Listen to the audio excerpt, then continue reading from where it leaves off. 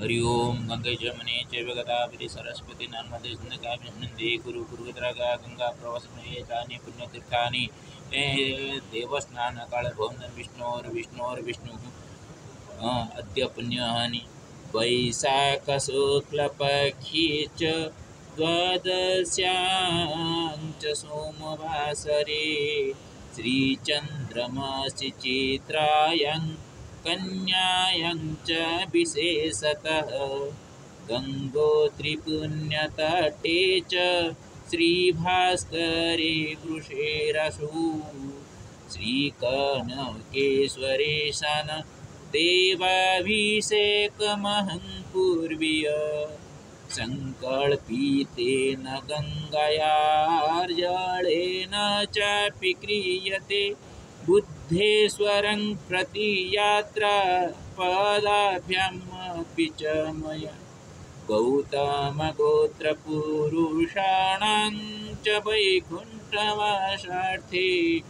भरतमातृकुलस्य धाराय चापि मनसा निधाय सर्वकल्याणं गङ्गारेव च यमुना कावेरी सिन्धुवाण्या श्रीकनकस्तोत्रवचसा चाहूय सर्वदेवानां ऋषीणां च पितॄणामपि क्रियते पूजनमत्र विश्वकल्याणहेतवे सर्वदा भक्तानामस्तु सर्वमनोरथ पूर्णायास्तु नित्यकामी अहं चात्र सुजन्मनि नमामि पावनीं रेवं नमामि यमुनां तथा गोदावरीं च कावेरीं सिन्धुसप्तसुमातरं नमामि कनकेशं च नमामि पावनीश्वरं नर्मदं च महादेवं नमामि पार्वतीपतिं श्रीगणेशं हनुमन्तं बुद्धेश्वरं नरहरिं श्रीबालाजीं नमामि श्रीरामं कृष्णं जगद्गुरुं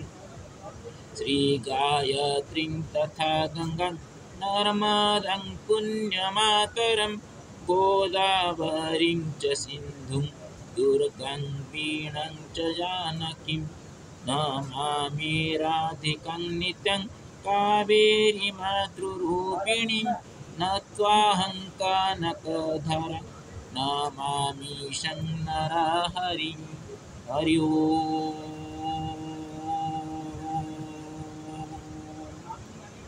अंगं हरेः पुलकभूषणमाश्रयन्ति भृङ्गाङ्गनेव मुकुलाभरणं तमालम् अंगे कृताखिलविभूतिरपाङ्गलीला मङ्गल्यदास्तु मम मङ्गलदेवता मुग्धा मुहुर्विदधति वदने मुरारे प्रेमत्रपा प्रणिहितानि गता गतानि मालाधुसोर्मधुकरीवमहोत्पले सा मे श्रियं सुसागरसम्भवाय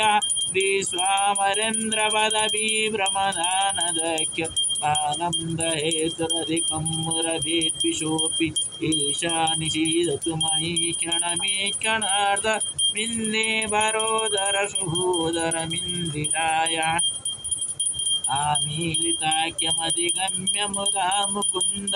आनन्दकन्दमनिमेषमनङ्गतन्त्रम् आकेकरास्थितकनीनिकपद्मनेत्रं भूतिर्भवेन्मम भुजङ्गसयङ्गनाय बाहुन्तरि मधुजित सितकौस्तिवे आवलीवहरिनीलमयी विभाति कामप्रदामगमतोऽपि कटाख्यमाला कल्याणमाभवतु मे कमलालयाय कालाम्बुदालिललितो रसिकैटवारे धाराधरे स्फुरति जातडिजङ्गनेव मातु समस्तजगतां महनीयमूर्ति भद्राणि मे भार्गवनन्दनाय प्राप्तं पदं प्रथमतः किल यत्प्रभावन् मङ्गल्यभाजि मधुमाति निबन्धतेन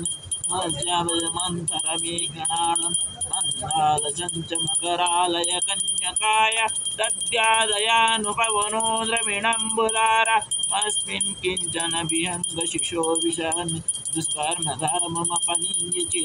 दूरं नारायण प्रणयिनी नयनम्बुवाः इष्टाभिशिष्टमतयोऽपि जया जयाय दृष्ट्या त्रिविष्टपदं सुलभं लभन्ते दृष्टिप्रहुष्टकमलोदरदीप्तिरिष्टं पुष्टिं कुशिष्ट मम पुष्करभीष्टराय गिरिजेवतेति गरुडधरसुन्दरीति सा कमर्यशेखरवल्लभेति सृष्टिस्थितिप्रलयकेलिसुसंस्थिताय तस्यै नमस्त्रिभुवनैकगुरुस्तरुणि श्रुतीनं शुभकर्मफलाप्रसूति रात्रिं गणान्नवाय शक्तिमुदवतनिकेतनाय पुष्टिनं पुरुषमूलवाय नमस्ते नाजगिरिमाननाय नमो दुर्गुदमूर्ति नमो सोमाप्रदराय नमस्ते नामल्लभाय संप्रदानानि संप्रदान सर्वरायति मामे मनोरमणि ओमासना विधिशब्दमणि शिष्टमरेमणि सरसिति निवेश फलदबलक्रमसुमन भवत्यादि वदवे मनि त्रिगुणमय विद्यस्ति अनुकुमं खावसु समुद्रं रातनमयनमसरनाद गुरुनिमं कमले कमले केवल वेदं करुणापुरं अवलोकनं किंचन प्रदपात्मं स्तुवन्ति जत्रिगुमोरं त्रैमि त्रैमि त्रिगुणमरमं वणिका गोत्रभागं भवन्ति गुरुषु वन्दनं जसमनमूर्तिशन्दपुरं इति सिंहनगरदासगिरिजपनदरसंपन्नं हरि ओम त्र्यंबकं जजामहे सुगन्धिं पुष्टिवर्धनं प्रभारोकमे मृत्युमुखमार्गं नमः वरदबुधेश्वराय नमो नमः ओम नमो नर्मदा गंगाधराय नमो नमः ओम नमः नर्मदा सोमेश्वराय नमो नमः ओम नमो नर्मदा केदार